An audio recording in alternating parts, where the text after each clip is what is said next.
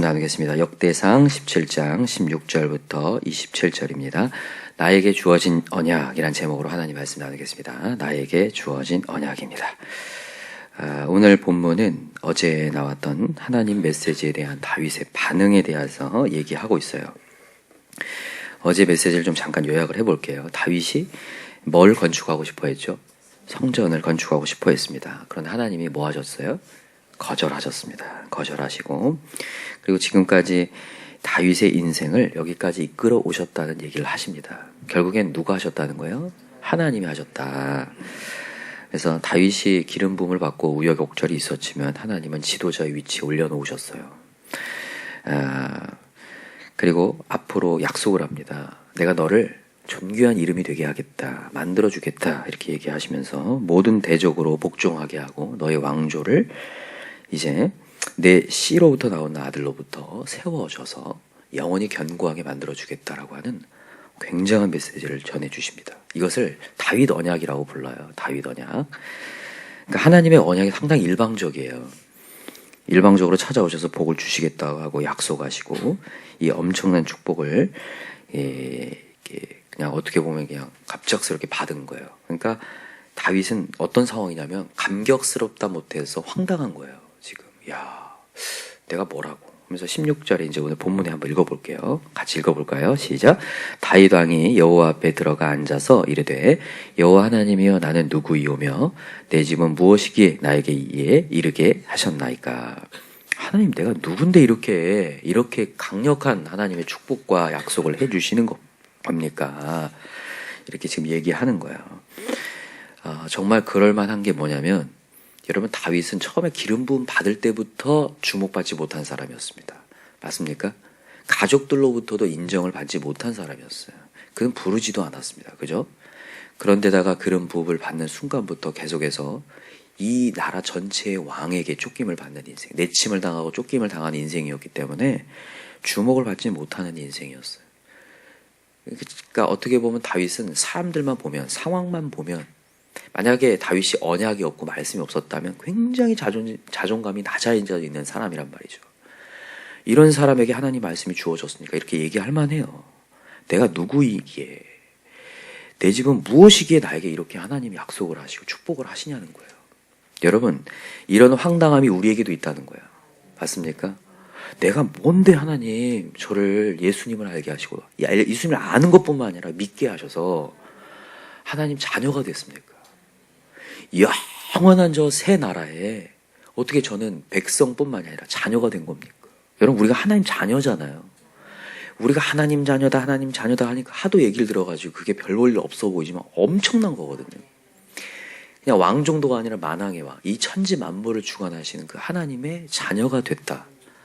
감격스럽다 볼 때 황당한 거예요. 야, 어떻게 내가 이렇게 축복을 받아서 이렇게 하나님의 말씀의 자리에 있게 되었고 하나님의 인도를 받느냐. 놀라운 거거든요. 그것을 지금 고백하고 있는 거예요. 여러분과 저는요, 지금 천국 시민권이 있습니다. 시민권뿐만이 아니라 하나님 자녀요. 너무 놀라운 거예요. 그래서 여러분, 우리 이것을 잊지 맙시다. 나가 하나님 자녀가 되었다니, 이런 감격을 잊지 않았으면 좋겠어요. 그렇다고 한다면 오늘 이 16절에 내가 누구이기에라고 얘기했잖아요. 여러분, 다윗이 누군지 다시 한번 좀 살펴봤으면 좋겠어요. 다윗이 과연 하나님 앞에서 한 게 뭔가, 그가 한 일이 뭔가. 여러분, 다윗은 기름 부음을 받고 난 이후에 역경과 고난의 연속이었어요.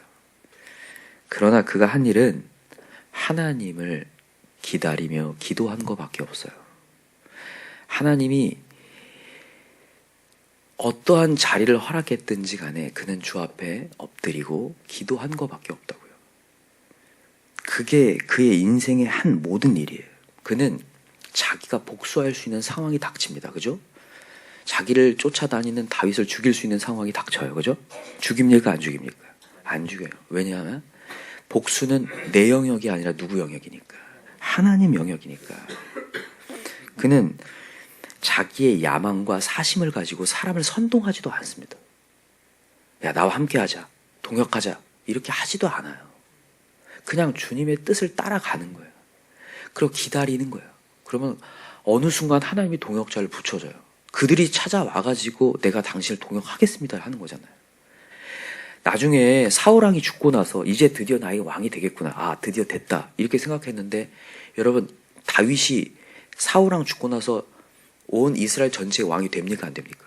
안 돼요. 안 돼. 안 되고 헤브론에 머물게 되거든요. 헤브론은 유다 산지입니다.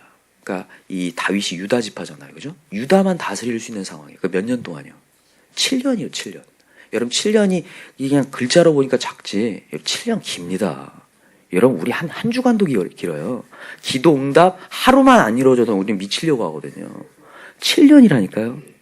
7년 동안 이 전체 온 백성의 왕이 된 게 아니라 작은 저 밑에 헤브론 산지에 통치를 하고 있다는 그 마음. 이게요. 에이, 뭐 헤브론 정도 총통하면 뭐 대단한 거지. 이렇게 여기시면 안 돼요. 이게 하나님께서 기름 부은 사람이기 때문에 기대치가 있단 말이에요. 사람은. 내가 이스라엘 왕이 된다고 했는데 난 아직까지 뭐하고 있냐. 이게 사람이 점점 뭐가 나오기 시작하냐면 조바심이 나기 시작합니다. 그죠?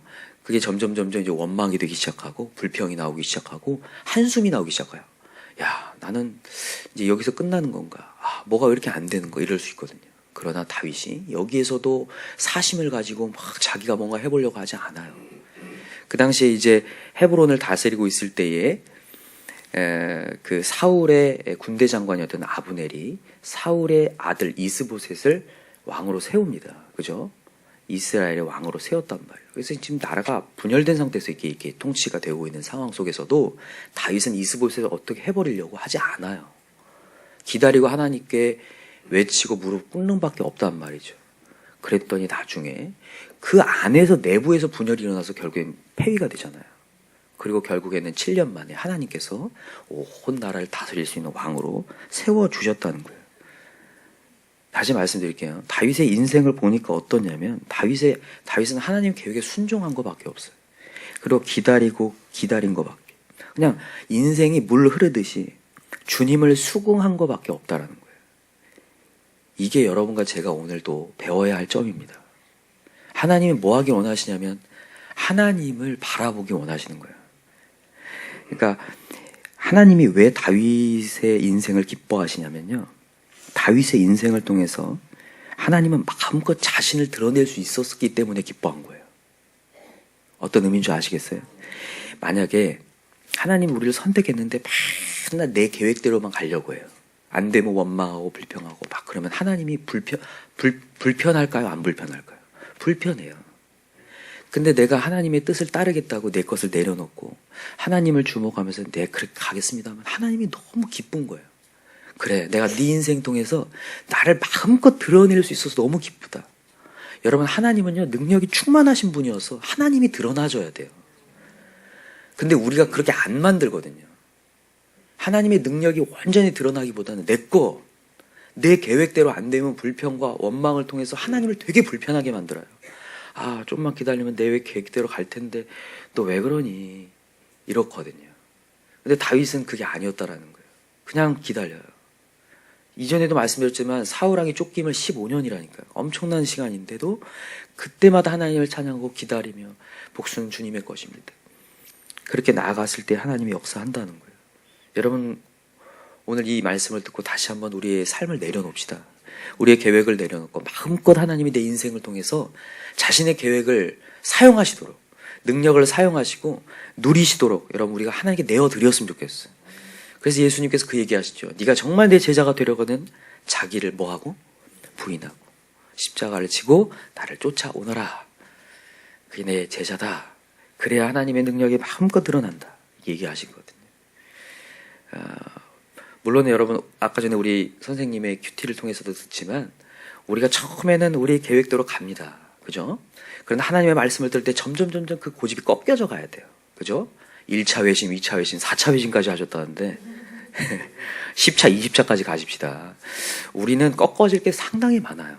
그죠? 우리 계획이 얼마나 불쑥불쑥 올라오는지 모르겠는데 이 새벽마다 오셔서 계속해서 꺾어지는 연습이 되었으면 좋겠어요.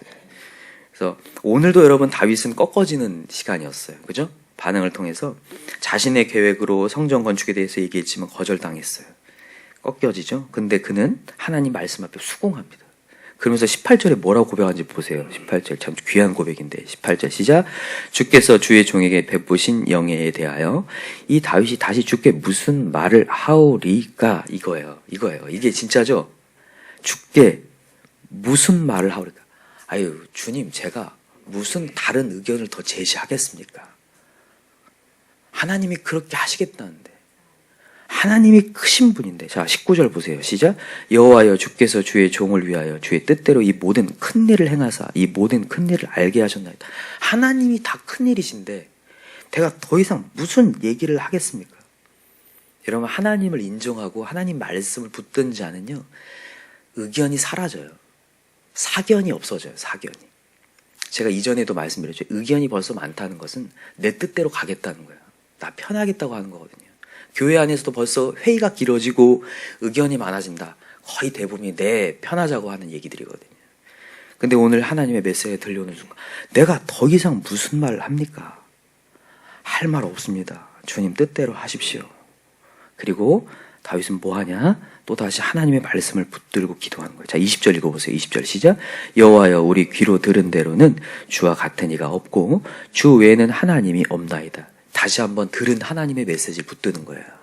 아 하나님은 굉장한 분이시죠. 제가 지금까지 그러면서 이제 21절부터 뭐 얘기하시냐면 무슨 얘기를 하냐면 하나님께서 지금까지 이스라엘 백성을 건져내었던 얘기를 하면서 하나님은 이런 하나님 아닙니까? 이런 하나님이 어디 있습니까 도대체? 백성을 위하여서 그 기적을 큰 기적을 행하여서 건져낸 그런 신이 도대체 어디 있습니까?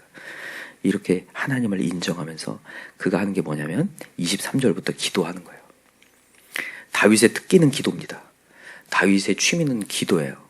그가 하는 건 주 앞에 엎드리는 거죠. 자 23절 시작. 여호와여 이제 주의 종과 그의 집에 대하여 말씀하신 것을 영원히 견고하게 하시며 말씀하신 대로 행하사 견고하게 하시고 사람에게 영원히 주의 이름을 높여 이르기를 만군의 여호와는 이스라엘의 하나님 곧 이스라엘에게 하나님이시라 하게 하시며 주의 종 다윗의 왕조가 주 앞에서 견고히 서게 하옵소서.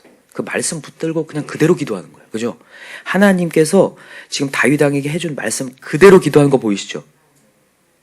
앵무새 같잖아요. 이렇게 하시는 게 맞습니다. 하나님 말씀 온 거 그대로 하나님 앞에 기도하면서 나아가는 거. 여러분 근데 이게 쉬워 보이도 쉬운 게 아닙니다. 여기 25절 보세요.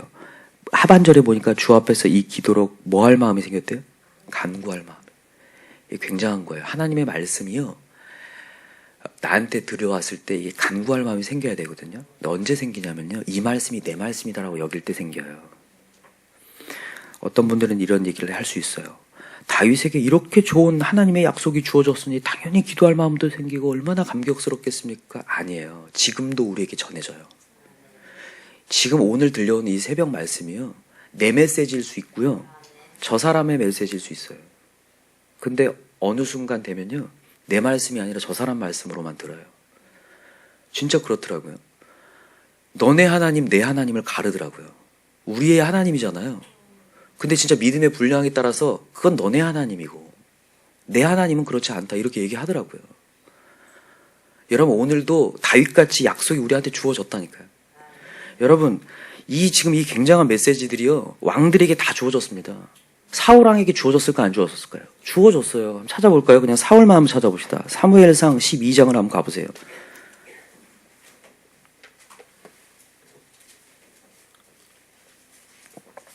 사무엘상 12장. 이게 지금 사무엘상 12장이 사울에게 기름을 부으면서 그 이스라엘 백성들과 사울 앞에서 하나님께서 사무엘을 통해서 이제 얘기하는 장면인데 사무엘상 12장 14절부터 한번 읽어볼까요? 13절부터 읽읍시다. 13절.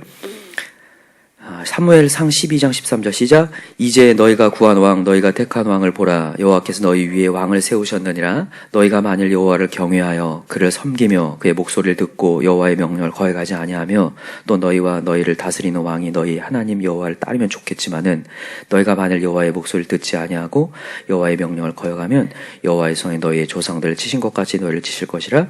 너희는 이제 어떻게 있어요? 가만히 서서 여호와께서 너희 목전에서 행하시는 이 큰일을 뭐하라 보라. 여러분 이때도 큰일을 행한다요 안 한다요? 안 한다는 거예요. 가만히 서서 주님을 찾으라는 거예요. 사울왕에게. 이거 약속했거든요. 근데 사울왕이 처음에는 듣습니다. 성령을 받아서 암몬 자손이든 블레셋이든 군대를 물리칠 수 있어요. 근데 나중에 되니까 사람이 보여요, 하나님이 보여요? 사람이 보여요. 사람이 두려워서 아말렉 족속을 진멸하지 않고 그걸 움키기 시작하죠. 그때부터 두려움이 찾아오기 시작하면서 사람이 두려워서 계속해서 신접한 여인 찾아가기 시작하고 계속 그러면서 무너지는 거거든요. 여러분, 약속 우리한테 주어졌습니다.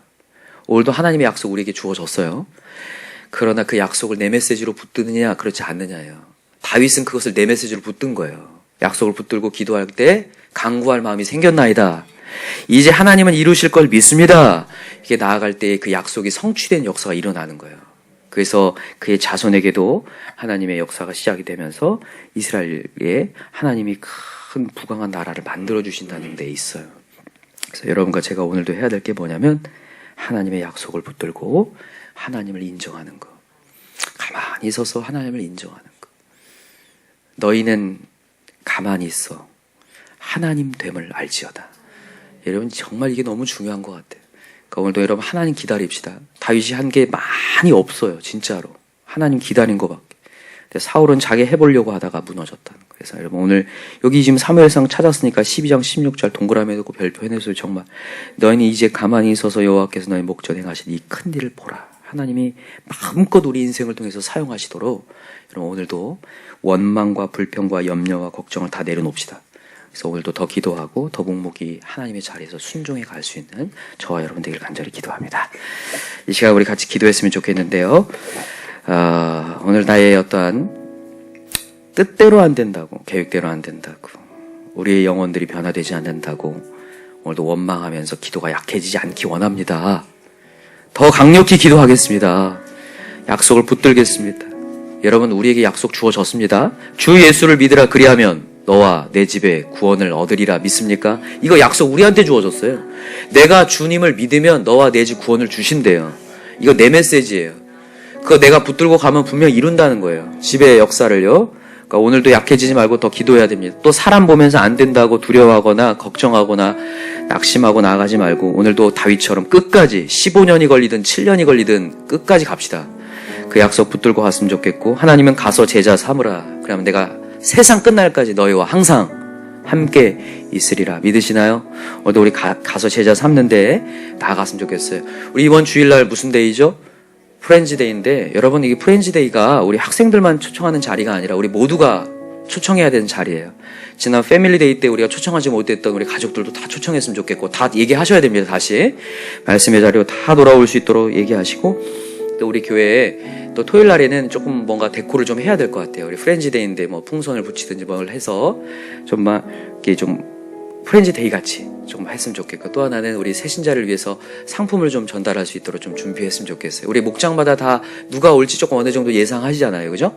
그래서 상품을 또 다 준비 좀 하셔서 우리 지난주에는 상품이 준비가 안 돼서 드릴 수 있는 게 없어서 조금 아쉬웠거든요. 그러니까 이번에는 조금 또 준비를 하셔서 이번 프렌즈데이가 좀 풍성하게 가서 제자 삼는데 좀 우리가 쓰임받는 교회가 될 수 있도록 그렇게 나아갔으면 좋겠습니다. 괜찮을까요? 이 시간 우리 간절한 마음을 기도합시다. 한 영혼이 돌아올 수 있는 놀라운 역사들 일어나게 해달라고 우리가 하나님의 계획대로 따라가게 해달라고 이 시간에 주여 삼창 간절히 부르고 기도합시다.